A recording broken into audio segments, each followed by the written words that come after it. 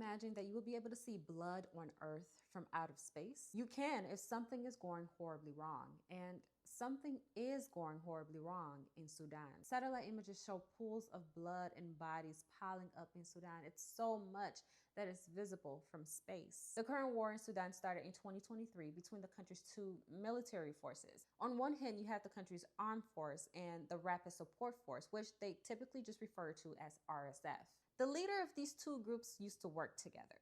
After Sudan's last dictator was overthrown in 2019, the RSF was brought in to support the armed forces. So essentially, since then, the country has been operating on two military forces, with one's whole job to support the other. But in 2023, that partnership came to an end. Essentially, there were talks of joining those two armed forces together, but the leaders of both of them disagreed on how and when that should occur. Now, let's just be clear. When I say these two forces were working together, they weren't working together on behalf of the Sudanese people.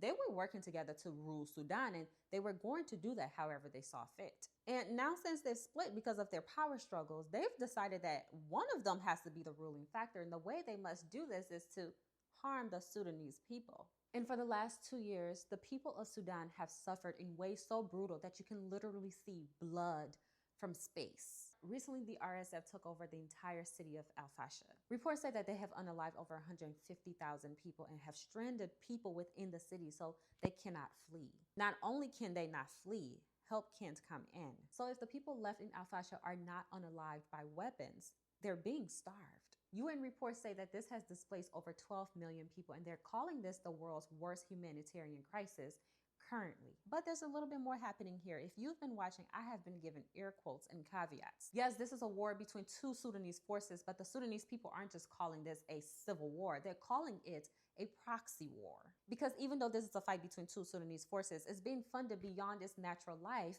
by multiple other countries. The main country being accused of prolonging this war is the United Arab Emirates. Yes, the country Dubai is located in. I'll explain more about this and what a proxy war really means in my next video, but for the meantime, all eyes need to be on Sudan.